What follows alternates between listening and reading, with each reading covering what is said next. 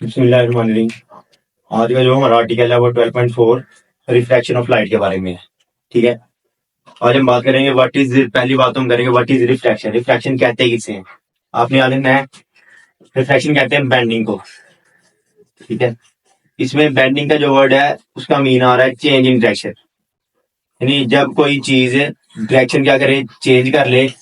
ठीक है, पास करते हुए, उसको बोलते हैं रिफ्रैक्शन। आज जिस चीज की हम बात कर रहे हैं वो लाइट है। और जिस चीज की हम बात कर रहे हैं वो लाइट है, इसलिए आपने कहना है कि आपके पास जो लाइट होती है ना, ठीक है, जब वो वन मीडियम से सेकंड मीडियम में एंटर होती है, जब लाइट हमारे पास एक मीडियम से दूसरे मीडियम में एंटर होती है तो वो बैंड हो जाती है, यानी अपनी डायरेक्शन को क्या कर लेती है, चेंज कर लेती है। जब वो अपनी डायरेक्शन को चेंज करती है, इस प्रोसेस को आप लोग बोलते हो रिफ्लेक्शन, रिफ्रैक्शन ऑफ लाइट।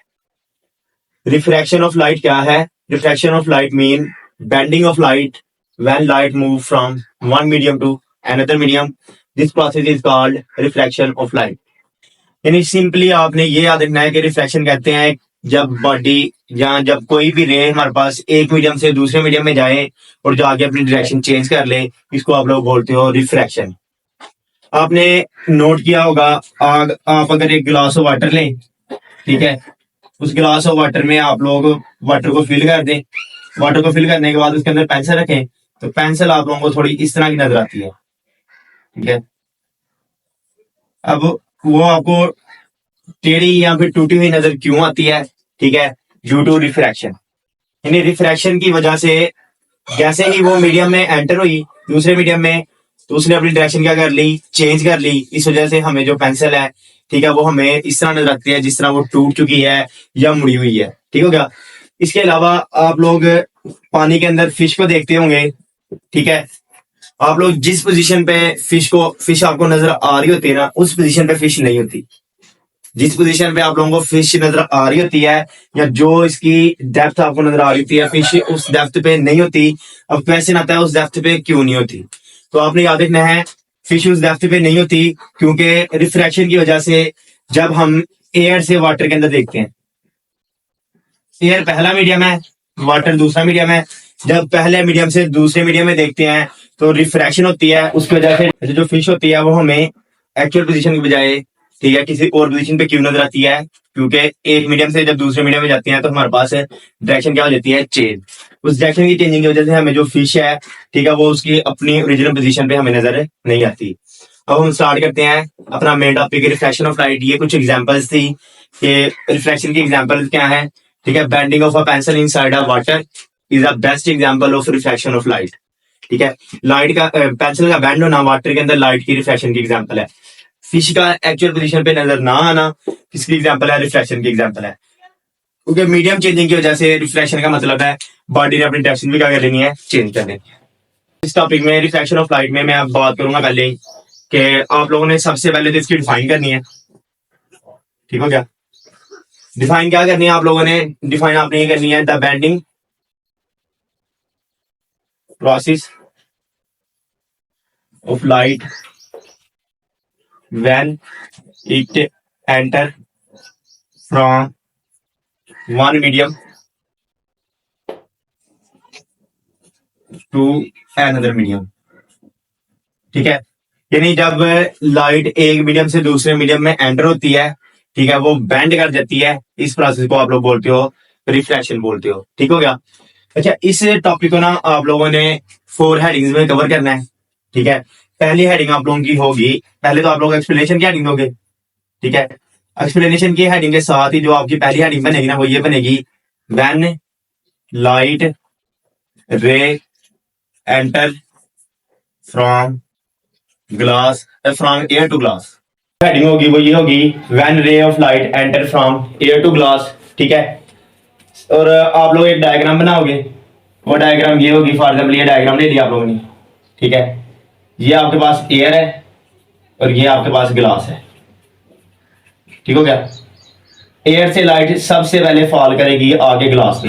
पहला पॉइंट आपका इस हेडिंग के अंदर ये होगा व्हेन लाइट रे, ठीक है, फॉल करती है एयर से किस सरफेस पे, ग्लास सरफेस पे। पहला पॉइंट आपका ये होगा। यानी देखिए, जब आपने इस टॉपिक को डील करना है पहली बात आपने 4 हेडिंग्स याद रखने की, हमने 4 हेडिंग बनानी है, ठीक है। पहली हेडिंग होगी when ray of light enter from air to glass. तो आपने बता देना है जब रे एयर से ग्लास में फॉल करती है, ठीक है। और इस रे को आपने नाम दे देना है आई ओ रे का, यानी आई ओ रे एयर से कहां पे फॉल करती है, ग्लास पे फॉल करती है। और इस रे को दूसरा नाम देना है इंसिडेंट रे का, ठीक है। अच्छा, जैसे ही वो ग्लास पे फॉल करती है, जहां पे कोई चीज फॉल करती है वहां पे हम एक नॉर्मल ड्रा करते हैं। नॉर्मल होती है एक इमेजिनरी, ठीक है, स्ट्रेट लाइन होती है।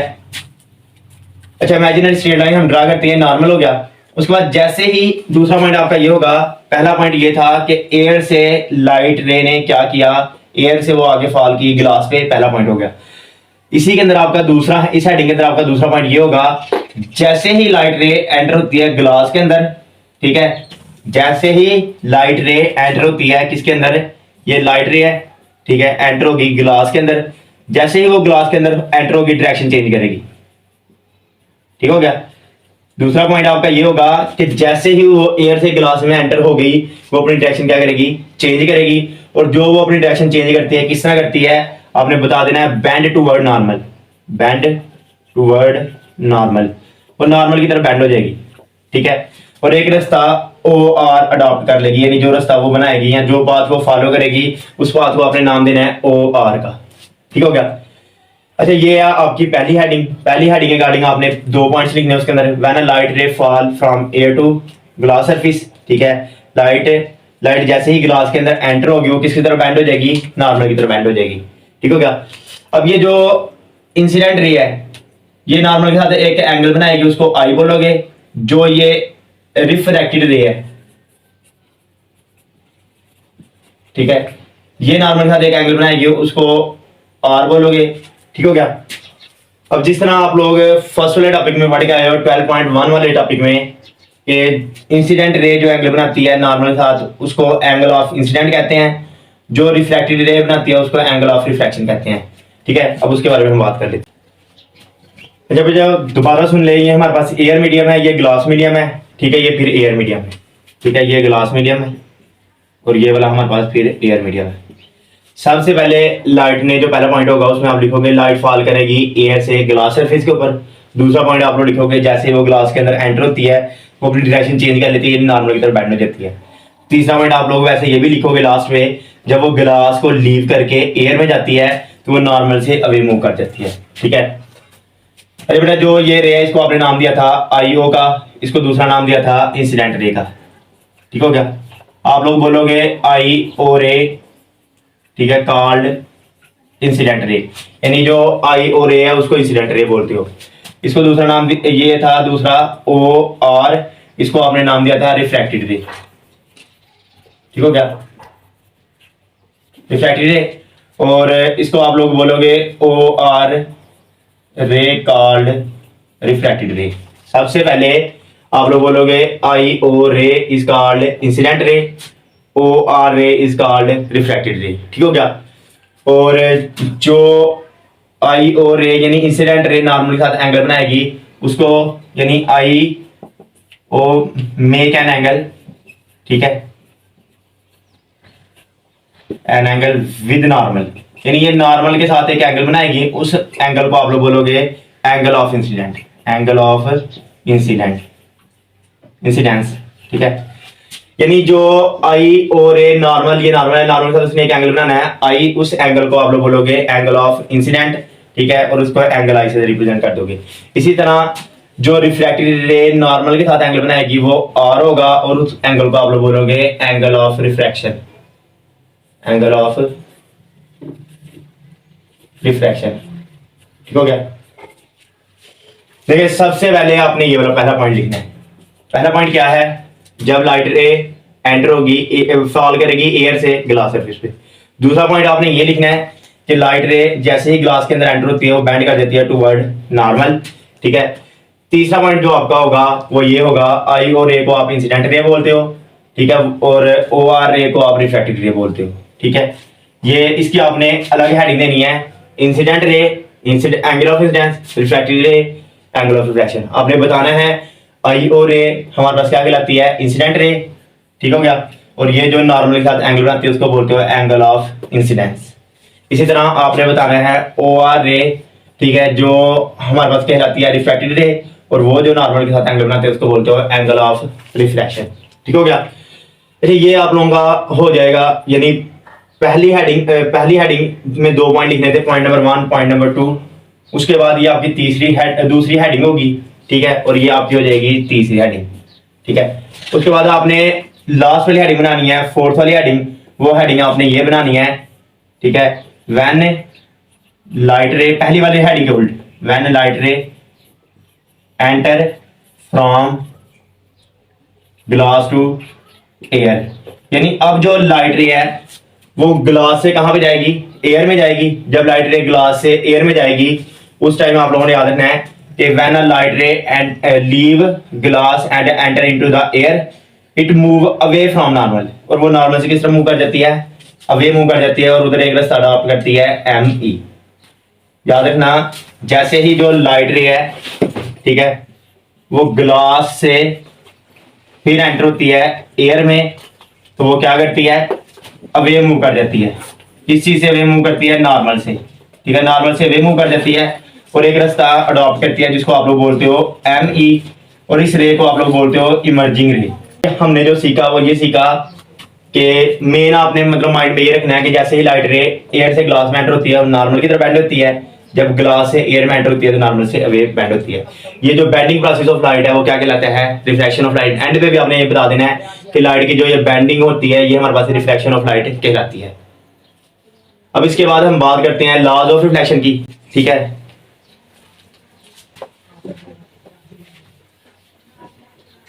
बच्चा तैयार कर दिया, खाना खा लिए तो पक्खो चला लेना। नाम है पक्का बना देना। तो मोर काम भी नहीं। अच्छा, लॉज ऑफ रिफ्लेक्शन है हमारे पास, ठीक है, लॉज ऑफ। अच्छा, आप लोगों ने याद रखना है लॉ ऑफ रिफ्लेक्शन में जो हमारा सबसे पहला लॉ है ना, सबसे फर्स्ट लॉ ये है कि हमारे पास 3 रेज होती हैं, इंसिडेंट रे, ठीक है, नॉर्मल और reflected ray. Incident ray, normal और रिफ्लेक्टेड रे का जो पॉइंट ऑफ इंसिडेंट है, point of incidence, point of incident का मतलब है जहां पे जाके ये आपस में मिलती हैं। ठीक है, इंसिडेंट रे, नॉर्मल, रिफ्रैक्टेड रे का जो पॉइंट ऑफ इंसिडेंट है वो सेम प्लेन पे लाई करते हैं। किस प्लेन पे लाई करता है, लाई ऑन सेम प्लेन। ठीक है, यानी इंसिडेंट रे, नॉर्मल, रिफ्रैक्टेड रे एंड पॉइंट ऑफ इंसिडेंट तीनों की तीनों किस प्लेन पे लाई करते हैं, ऑन सेम प्लेन पे लाई करते हैं। ठीक है, हो गया, ये इसका पहला लॉ है। दूसरा, यानी आपने जब ये डायग्राम बनाई थी, इस डायग्राम में आपने देखा था ये नॉर्मल था, ठीक है, ये देखिए तीनों का जो पॉइंट ऑफ इंसिडेंट है वो एक ही प्लेन पे है, यानी सिंगल प्लेन पे लाई कर रहा है। ठीक है, इसलिए वो बोलता है इंसिडेंट रे, नॉर्मल, रिफ्रैक्टेड रे का जो पॉइंट ऑफ इंसिडेंस है वो कौन से प्लेन पे लाई करता है, सिंगल प्लेन पे, सेम प्लेन पे लाई करता है, और प्लेन मीन होता है 2D। ठीक हो गया। अच्छा, उसके बाद आपने याद रखना है जो रेशो होती है ना, किसकी, साइन की और साइन की। देखो ratio sine of angle of incidence, angle of incidence i and sine of angle of refraction r. देखो बेटा, आपने 2 एंगल पढ़े हैं। मैं कहता हूं कि ये जो पहला है ना, ये तो जो आप पढ़ते हो ना रिफ्लेक्शन वाले में, वही रिफ्रैक्शन वाले में, जहां पे रिफ्लेक्टेड का वर्ड है वहां पे सिर्फ किसका वर्ड है, रिफ्रैक्टेड का, बाकी सारी बातें सेम है। जो दूसरा है ना उसको भी आप लोगों को याद करने की जरूरत ना पड़े, आप लोगों ने याद रखना है ये एक रेशो होती है साइन की। ठीक है, आगे ये वाली चीज आपने पढ़ी हुई है, एंगल ऑफ इंसिडेंट आई, फिर आपने बताना है sine of angle of reflection r के दरमियान एक रेशो होती है। ठीक है, और वो जो रेशो होती है ना, यानी साइन आई और साइन आर के दरमियान जो रेशो होती है वो कांस्टेंट होती है। साइन आई और साइन आर के दरमियान जो रेशो होती है वो कांस्टेंट होती है, और उसको कभी कभी आप लोग एन से भी जाहिर करते हो। ठीक है, आप कहते हो साइन आई और साइन आर किसके बराबर है, एन के, और एन क्या है, एन हमारे पास रिफ्रैक्टिव इंडेक्स है। ठीक है, हो गया। एन हमारे पास रिफ्रैक्टिव इंडेक्स है। रिफ्रैक्टिव इंडेक्स क्या होता है ये आगे बात कर लेते हैं, ठीक है। आपने बताना है sine i over sine r n के बराबर होता है, जिसको रिफ्रैक्टिव इंडेक्स भी बोलते हैं, और इसी को ही हम स्नेल लॉ बोलते हैं, इसी को ही हम स्नेल लॉ बोलते हैं, ठीक है। याद रखना sine i over sine r किसके बराबर होता है, एन के, यानी कांस्टेंट के, इसको आप स्नेल लॉ बोलते हैं। बेटा जब भी स्नेल लॉ की डिफाइन पूछी जाएगी रिफ्रैक्टिव इंडेक्स का, रिफ्रैक्शन ऑफ लाइट का जो सेकंड लॉ है वो आपने लिखते हैं, ठीक है। इसके बाद हम बात करते हैं स्पीड ऑफ लाइट की, ठीक है। स्पीड ऑफ लाइट यानी मीडियम पे डिपेंडेंट है या नहीं है, या उस पर क्या इफेक्ट पड़ता है। ये बेटा बात कर लेते हैं speed of light in medium की। तो सबसे पहली बात आपने सिंपल याद रखना है, speed of light medium to medium change होती है। मीडियम टू मीडियम जो स्पीड ऑफ लाइट है ना वो चेंज होती है। अब कैसे नहीं आता है, क्यों चेंज होती है, क्योंकि हमने पढ़ा है लाइट क्या करती है, बेंडिंग हो जाती है लाइट में, या लाइट कौन सा प्रोसेस दिखाती है, रिफ्रैक्शन का, ठीक है, जब वो एक मीडियम से दूसरे मीडियम में जाती है। यानी बेटा रिफ्रैक्शन की वजह से जो स्पीड ऑफ लाइट है वो डिफरेंट मीडियम में डिफरेंट होती है। याद रहेगा speed of light different medium में डिफरेंट क्यों होती है, ड्यू टू रिफ्रैक्शन, क्योंकि हमारे पास रिफ्रैक्शन का प्रोसेस होता है, इस वजह से जो स्पीड ऑफ लाइट है वो डिफरेंट मीडियम में डिफरेंट होती है, ठीक है। अब हम तीन मीडियम की एग्जांपल ले लेते हैं। नंबर 1 एयर, ठीक है, नंबर 2 वाटर, नंबर 3 ग्लास। अच्छा सिंपली एक बात याद रखना, आपने कहना है स्पीड ऑफ लाइट एयर में, वाटर में, ग्लास, इन तीनों मीडियम में डिफरेंट है एक दूसरे के लिहाज से। आपने बताना है जो speed of light in air है वो 3 × 10⁸ मीटर पर सेकंड है, ठीक है। उसके बाद जब आपने बात करनी है वाटर की, आपने बताना है 2.3 × 10⁸ मीटर पर सेकंड हमारे पास किस में है, वाटर में। और जब आपने ग्लास की बात करनी है, आपने बताना है 2 × 10⁸ मीटर पर सेकंड हमारे पास किस में है, ग्लास में। देखो बेटा टॉपिक पूरा पैराग्राफ है आपकी बुक में, पूरा पैराग्राफ है। पैराग्राफ की पहली लाइन आपको ये बताती है कि speed of light different medium में डिफरेंट होती है रिफ्रैक्शन की वजह से। उसके बाद वाला आपने बताना है कि फिर एयर, वाटर और ग्लास में तीनों में डिफरेंट होगी। देखो उसके बाद वाली जो लाइंस है ना वो आप 1 मिनट में याद कर सकते हो। यानी speed of light in air and speed of light in water and speed of light in glass, तीनों की लाइट स्पीड बतानी है बस। एक में 3 है, एक में 2.3 है, एक में 2 है। ये डिफरेंट क्यों है, डिफरेंट है रिफ्रैक्शन की वजह से, क्योंकि रिफ्रैक्शन में क्या होती है, बेंडिंग होती है। बेंडिंग ऑफ लाइट की वजह से हमारे पास जो इनकी वैल्यूज आती हैं वो डिफरेंट आती है, ठीक है। और इस टर्म को अंडरस्टैंड करने के लिए यहाँ आप लोग अगर डिफरेंट वैल्यूज, चलो मान लिया हमने कि रिफ्रैक्शन की वजह से जो इनकी वैल्यूज है वो डिफरेंट आती हैं। अब इनको ऑब्जर्व या मैयर किस तरह करते हैं बेटा, इनको इनकी मेजरमेंट हम किस तरह करते हैं, किस तरह इनको मेजर करते हैं, जिससे हमें आइडिया होता है कि वाकई ही स्पीड ऑफ लाइट इस मीडियम में इतनी है, इस मीडियम में इतनी है। बेटा हम ना एक हमने सेकंड लॉ पढ़ा था, सेकंड लॉ ये पढ़ा था sine i over sine r is equal to n. मैंने बोला था एन क्या है, रिफ्रैक्टिव इंडेक्स है। एन क्या है, रिफ्रैक्टिव इंडेक्स है। बेटा एक छोटी सी बात समझना, साइन आई यानी इंसिडेंट एंगल। जब कल आज आप लोगों ने जो ये टॉपिक पढ़ा है उस टॉपिक में आपने देखा है साइन आई यानी आई यहाँ पे बनता है, ठीक है। और अगर देखा हो तो जो आर था वो यहाँ पे बनता है, ठीक है। यहाँ पे आई बनता है, यहाँ पे आर बनता है। ये क्या है, एयर, ये क्या है, ग्लास। यानी रिफ्रैक्टिव इंडेक्स बेसिकली एक रेशो होती है एक मीडियम की दूसरे मीडियम के साथ। याद रहेगा रिफ्रैक्टिव इंडेक्स एक रेशो होती है एक मीडियम की दूसरे मीडियम के साथ। अब हम बात कर लेते हैं रिफ्रैक्टिव इंडेक्स होता क्या है। ये बेटा आगे हमारे पास टर्म आती है रिफ्रैक्टिव इंडेक्स, ठीक है। आपने बताना है रिफ्रैक्टिव इंडेक्स एन, ठीक है, एक रेशो होती है, ठीक है, मीडियम की दूसरे मीडियम के साथ, मीडियम की सेकंड मीडियम के साथ, ठीक हो गया। याद रहेगा रिफ्रैक्टिव इंडेक्स एन है। आपने बताना है एन एक रेशो है speed of light in air and speed of light in medium. वो मीडियम कोई भी हो सकता है। अच्छा बेटा आप लोगों ने याद रखना है रिफ्रैक्टिव इंडेक्स क्या होता है। रिफ्रैक्टिव इंडेक्स एन एक रेशो होती है किसकी, speed of light in air. Speed of light in air को आप सी से जाहिर करते हो, सी, और speed of light in medium यानी उसको आप वी से जाहिर करते हो। सी ओवर वी के दरमियान जो रेशो होती है उसको आप लोग एन बोलते हो, और एन आप लोगों के पास क्या है, रिफ्रैक्टिव इंडेक्स है। और इसका साइड में ब्लॉक बना हुआ है, उस ब्लॉक को आप लोगों ने देख लेना है। ब्लॉक में जो वैल्यूज दी गई हैं उन वैल्यूज को आप लोगों ने एमसीक्यू के तौर पर अच्छे तरीके से याद कर लेना है। ठीक है, ये हमारे पास टॉपिक है रिफ्रैक्टिव इंडेक्स का। कि रिफ्रैक्टिव इंडेक्स हमारे पास होता है क्या है? रिफ्रैक्टिव इंडेक्स बेसिकली एक रेशियो होती है speed of light in air और speed of light in medium के दरमियान, या एक मीडियम की दूसरे मीडियम के दरमियान जो रेशियो होती है n is equal to c over v, वो हमारे पास क्या कहलाता है? रिफ्रैक्टिव इंडेक्स कहलाता है। ठीक हो गया।